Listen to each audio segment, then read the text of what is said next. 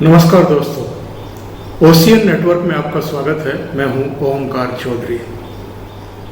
पंजाब में कैप्टन अमरिंदर सिंह नहीं चाहते थे कि नवजोत सिंह सिद्धू को प्रदेश कांग्रेस अध्यक्ष बनाया जाए, लेकिन प्रियंका वाड्रा, राहुल गांधी और उसके बाद सोनिया गांधी ने अगर तय कर लिया तो नवजोत सिंह सिद्धू को प्रदेश कांग्रेस अध्यक्ष बना ही दिया। और उसके बाद हमने देखा है कि अमृतसर में जब वो दरबार साहब में मत्था टेकने के लिए पहुंचे तो 62 एमएलए, कई मंत्री वहां मौजूद थे। और ये कैप्टन अमरिंदर सिंह के लिए एक सीधा सीधा संदेश था कि यदि आप कांग्रेस के भीतर हाईकमान के फैसलों या इच्छाओं को दरकिनार करने की कोशिश करेंगे तो आपको ही दरकिनार कर दिया जाएगा। पंजाब के बाद अब नंबर है राजस्थान का। कल देर रात जो संगठन महासचिव हैं कांग्रेस के और राहुल गांधी के बहुत क्लोज माने जाते हैं, विश्वास पात्र माने जाते हैं, केसी वेणुगोपाल और पंजाब मामलों के प्रभारी अजय माकन, पूर्व केंद्रीय मंत्री, जिनके फोन भी अशोक गहलोत पिछले दिनों पिक नहीं कर रहे थे, उठा नहीं रहे थे, और उन्होंने जितने उनको संदेश और संकेत दिए थे कि किनको कहाँ नियुक्त करना है, अशोक गहलोत उनकी वो बातें भी नहीं मान रहे थे। और आप ये भी जानते हैं कि कैप्टन अमरिंदर सिंह तो हाईकमान के बुलावे पर 2 बार दिल्ली पहुंचे, बल्कि 3 बार पहुंचे, लेकिन अशोक गहलोत दिल्ली आने से भी बचते रहे हैं इन दिनों। और जो सचिन पायलट खेमा है वो लगातार इसके लिए प्रयासरत था कि जो वादे पिछले साल उनसे किए गए थे, और वो वादे भी किसी और ने नहीं किए थे, प्रियंका वाड्रा ने किए थे और राहुल गांधी ने किए थे, तो वो वादे पूरे हों। यानी उनके समर्थकों को संगठनों में जो राजनीतिक नियुक्तियां होती हैं, बोर्ड में, निगमों में, दूसरी जगहों पर, कुल मिलाकर के 30,000 नियुक्तियां होनी हैं राजस्थान में, जो अभी तक भी लटकी पड़ी हैं। ये मत भूलिए कि दिसंबर 2018 में अशोक गहलोत के नेतृत्व में राजस्थान में कांग्रेस की सरकार बनी थी और उसमें तब के प्रदेश कांग्रेस अध्यक्ष सचिन पायलट को उप मुख्यमंत्री बनाया गया था। लेकिन बाद में दोनों के बीच इतने मतभेद पैदा हुए और हालात यहाँ तक पहुँच गए कि दोनों में बातचीत तक नहीं होती थी, बिल्कुल बोलचाल बंद थी। और सचिन पायलट को भी और सचिन पायलट के समर्थक विधायकों को, मंत्रियों को, पदाधिकारियों को जिस तरीके से अपमानित महसूस कराया गया, उसके चलते पिछले साल नौबत ये आ गई कि सचिन पायलट अपने 18 समर्थक विधायकों के साथ गुड़गांव के मानेसर में एक 5 सितारा होटल में 1.5-2 महीने तक पड़े रहे। हाईकमान में उस समय जो सोनिया गांधी के पॉलिटिकल एडवाइज़र थे, अहमद पटेल, वो भी थे। कोरोना काल में उनकी मृत्यु हो गई। उस समय वो सक्रिय हुए थे कि यदि सचिन पायलट को नहीं बनाया गया तो कांग्रेस को एक बड़ा लॉस होगा। केवल राजस्थान की बात नहीं है, ओवरऑल बड़ा गलत संदेश जाएगा, क्योंकि सचिन पायलट बड़े जुझारू और जमीन पर काम करने वाले नेता हैं और युवा तो हैं ही। उनके पास एक अपना विजन भी है और उनकी लोकप्रियता भी है। उनके पिता जो राजेश पायलट थे वो भी केंद्र में मंत्री रह चुके थे और वो भी एक वर्ग में अच्छे खासे लोकप्रिय थे।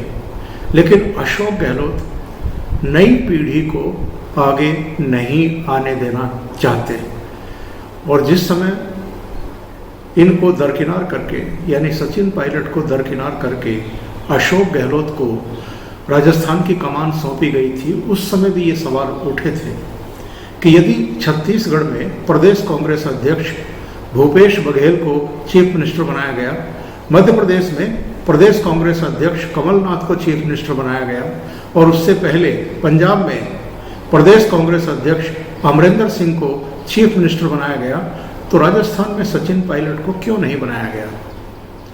तो ये जो मसला है, इसको सुलझाने के लिए कल देर रात अपने हाईकमान का आदेश और संदेश लेकर के केसी वेणुगोपाल जयपुर पहुंचे और उनके साथ अजय माकन भी जयपुर पहुंचे। वो सड़क मार्ग से गए और सीधे सीएम हाउस पहुंचे। सीएम हाउस में अशोक गहलोत के साथ उनकी करीब करीब 2.5 घंटे तक बैठक चली और आज सुबह 10:30 बजे सभी विधायकों को, पार्टी पदाधिकारियों को, वरिष्ठ नेताओं को कांग्रेस दफ्तर बुलाया गया और इस बैठक में सचिन पायलट तो नहीं है, लेकिन मुख्यमंत्री अशोक गहलोत भी हैं, प्रदेश अध्यक्ष गोविंद सिंह डोटासरा भी हैं और सचिन पायलट खेमे के यानी उनके समर्थक विधायक भी मौजूद हैं। देखिए, संकेत बहुत साफ है। पंजाब में जिस तरीके से हाईकमान ने कैप्टन अमरिंदर सिंह को हिंदी में समझाया है, उसी तरीके से अब सोनिया गांधी का परिवार अशोक गहलोत को भी ये संदेश दे देना चाहता है कि उनकी नहीं चलेगी। लगातार दिल्ली से संदेश भेजे गए, संकेत दिए गए, लेकिन अशोक गहलोत टस से मस नहीं हुए और वो दोबारा से सचिन पायलट को उप मुख्यमंत्री बनाए जाने का भी एक तरीके से विरोध कर रहे हैं। उनके समर्थक विधायकों को दोबारा मंत्री बनाने के मामले को लेकर के भी वो आनाकानी की मुद्रा में हैं। अब पंजाब को निपटाने के बाद यानी कैप्टन अमरिंदर सिंह को बिल्कुल साइड लाइन लगाने के बाद और वहां नवजोत सिंह सिद्धू को पूरे अधिकार देकर के यानी प्रदेश अध्यक्ष बना करके जो संदेश और संकेत दिए गए हैं, वही अब राजस्थान में भी देखने को मिले तो किसी को आश्चर्य नहीं होगा। मेरे विचार से इस समय सोनिया गांधी का ये परिवार, जिसमें राहुल गांधी और प्रियंका वाड्रा भी हैं, और राहुल गांधी से ज्यादा अब पार्टी के लिए नीतियां बनाने का काम प्रियंका वाड्रा कर रही है। पंजाब में भी कैप्टन अमरिंदर सिंह को अगर साइड लाइन करके नवजोत सिंह सिद्धू को प्रदेश कांग्रेस अध्यक्ष बनाया गया है, तो ये फैसला सोनिया गांधी के स्तर का नहीं है या राहुल गांधी नहीं कर पा रहे थे, क्योंकि उनको डर था कि कैप्टन अमरिंदर सिंह ने अगर बगावत की तो पंजाब भी हाथ से निकल जाएगा। लेकिन बताते हैं कि प्रियंका वाड्रा ने खुद कैप्टन अमरिंदर सिंह से बातचीत भी की, एक आध बार नहीं, 2 या 3 बार की, और उनको बड़े साफ शब्दों में संकेत और संदेश भी दे दिए। पंजाब भवन में जब चाय पर कैप्टन अमरिंदर सिंह ने सबको बुलाया था तो नवजोत सिंह सिद्धू वहां थे पर कन्नी काट करके निकल रहे थे और हरीश रावत ने उनको बुला करके कैप्टन अमरिंदर सिंह के बगल में बैठाया। वहां भी नवजोत सिंह सिद्धू थोड़े से अलग तरीके की भाव भंगिमाएं प्रदर्शित कर रहे थे। तो थोड़ी देर बाद ही कैप्टन अमरिंदर सिंह के पास भी और नवजोत सिंह सिद्धू के पास भी प्रियंका वाड्रा के फोन कॉल पहुंच गए थे और दोनों को ही उन्होंने समझा दिया था।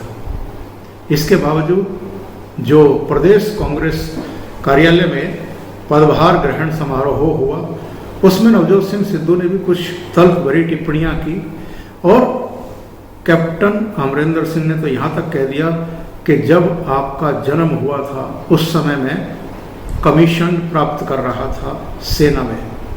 हालांकि उन्होंने ये कह करके बैलेंस बनाने की कोशिश भी की थी कि आपके पिताजी पटियाला के प्रदेश कांग्रेस मतलब अध्यक्ष थे जिले के, और वो ही मुझे कांग्रेस में लेकर के आए थे, सक्रिय राजनीति में लेकर के आए थे।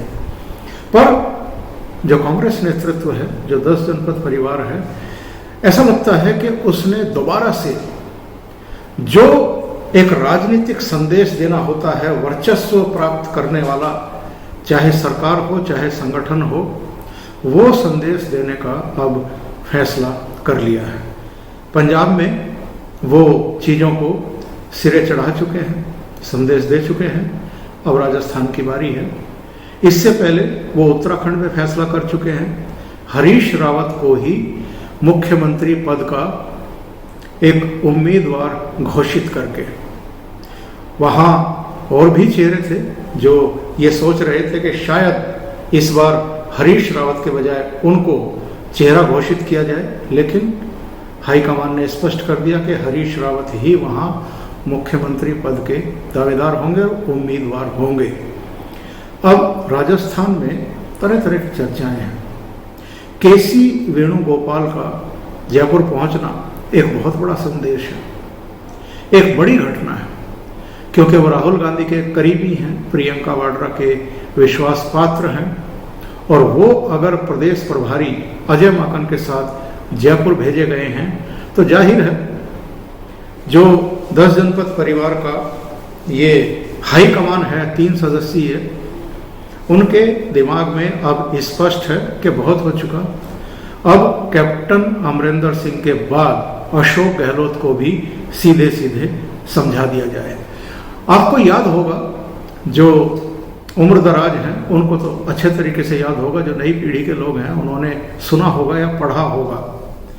कामराज जब कांग्रेस की कमान संभाले हुए थे तब इंदिरा गांधी प्रधानमंत्री बनी थी।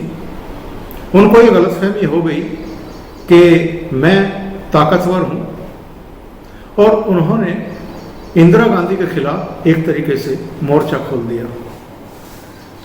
लेकिन बाद में इंदिरा गांधी ने उनको समझाया कि एक्चुअल में कांग्रेस पार्टी में वो सब नहीं चलता है जो बाकी पार्टियों में चल सकता है, और कामराज को एक तरीके से अलग थलग किया गया था। और ये जो परिवार है, यानी नेहरू गांधी परिवार, ये किसी को भी एरोगेंट होने ही नहीं देता, शक्तिशाली होने ही नहीं देता, और ये फिर से कमजोर है। करिश्मा अब इनका बचा नहीं है। कांग्रेस लगातार हार रही है प्रदेश दर प्रदेश, और G23 गुट वो भी हावी हुआ था पिछले दिनों, लेकिन इधर शांत है। और हाईकमान यानी सोनिया गांधी, राहुल गांधी और प्रियंका वाड्रा फिर से अपना वर्चस्व स्थापित करने के लिए कुछ कड़े फैसले ले रहे हैं। तो सवाल ये है कि क्या राजस्थान में नेतृत्व परिवर्तन होगा? क्योंकि केसी वेणुगोपाल अगर गए हैं तो इसके बाद से जो चर्चाएं शुरू हुई हैं नेतृत्व परिवर्तन को लेकर के, संगठन में भी सरकार में भी बदलाव को लेकर के, और जो राजनीतिक नियुक्तियां होनी हैं निगमों में, बोर्ड में और दूसरे आयोगों वगैरह में, उसको लेकर के भी वो चर्चा इस ओर संकेत देती है।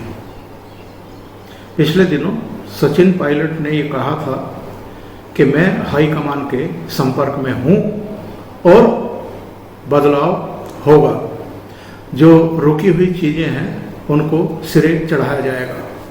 तो मेरा ये मानना है निजी तौर पर कि सोनिया गांधी का परिवार पंजाब और राजस्थान में वो करेगा जो चीजें रुकी हुई थी उनको लागू करेगा। दूसरे, उसकी प्लान ये है कि अगर किसी तरीके से पंजाब और उत्तराखंड में 2022 के शुरू में अपनी सरकार बन जाए, यानी उत्तराखंड में भारतीय जनता पार्टी को बाहर का रास्ता दिखाएं और पंजाब में एक ऐसा वातावरण क्रिएट किया जाए, ऐसा माहौल बनाया जाए कि कांग्रेस की फिर से वापसी हो जाए, तो हाई कमान के प्रति, इस 10 जनपद परिवार के प्रति जो मोहभंग की स्थिति है, इनके करिश्मे को लेकर के, इनके प्रभाव को लेकर के जो सवाल खड़े हो रहे हैं, वो चीज़ें थम जाएंगी और फिर से इनकी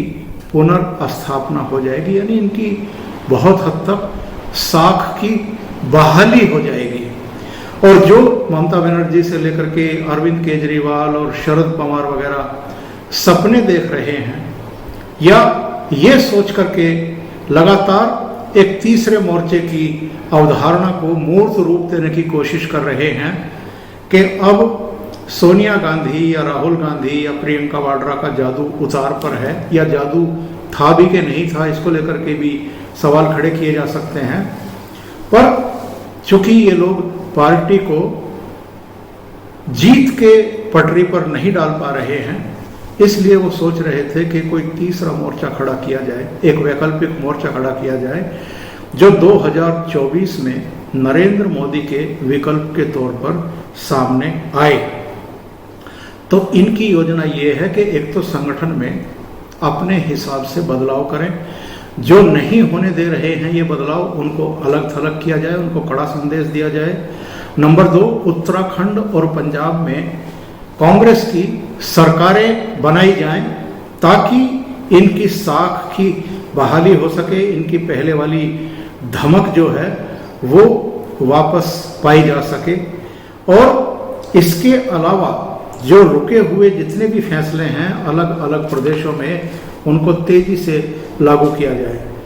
दूसरे, प्रियंका वाड्रा अभी तक उत्तर प्रदेश देखती रही हैं, और एक विधानसभा चुनाव, एक लोकसभा चुनाव जब उनको दायित्व सौंपे गए थे तो वो हार चुकी हैं ऑलरेडी। विधानसभा चुनाव के समय तो राहुल गांधी ही थे सर्वे सर्वा, लेकिन लोकसभा चुनाव के समय प्रियंका वाड्रा को जिम्मेदारी दे दी गई थी। और अब फिर 2022 के शुरू में विधानसभा के चुनाव हैं। अगर क्या, कांग्रेस का तो हारना तय है। पिछली बार केवल 7 विधायक चुन करके आए थे, इस बार वो 7 भी आ जाए तो बहुत बड़ी बात होगी, क्योंकि लोकसभा चुनाव में क्या हाल हुआ था, रायबरेली में सोनिया गांधी जरूर जीती थी, पर अमेठी में राहुल गांधी हार गए थे। तो उनकी साख बनी रहे, इसलिए उनको उत्तर प्रदेश से शिफ्ट करने की योजना बनाई जा रही है, या प्रदेशों का प्रभार गांधी फैमिली को सीधे तौर पर ना दिया जाए, ऐसी कवायद चल रही है, एक सोच विचार चल रहा है। तो कोशिश ये है कि 10 जनपद परिवार की साख को किसी तरीके से बचाया जाए और बहाल किया जाए। इसके लिए जो भी दिग्गज वरिष्ठ नेता रास्ते में रोड़ा बन रहे थे, या एरोगेंसी दिखा रहे थे, या इनके आदेश और संदेशों की पालना नहीं कर रहे थे, उनको उनकी जगह दिखाने का ये लोग जैसे फैसला कर चुके हैं। संकेत यही है कि शायद अगले सप्ताह राजस्थान में बदलाव होने शुरू हो जाएंगे, सरकार में भी, संगठन में भी, लेकिन वो मामूली होंगे या बहुत बड़े और कड़े होंगे, बस ये देखने वाली बात है। अभी के लिए इतना ही। बहुत बहुत धन्यवाद। अगर आपको ये चैनल और इसके कंटेंट पसंद आ रहे हैं तो लाइक करें, कमेंट करें, वीडियो को शेयर भी करें। अभी तक अगर आपने ये चैनल सब्सक्राइब नहीं किया है तो सब्सक्राइब कर लें और साथ में लगे बेल आइकॉन को दबा दें, ताकि आगे आने वाले वीडियो और उनके नोटिफिकेशन आप तक पहुंचते रहें। बहुत बहुत धन्यवाद। नमस्कार।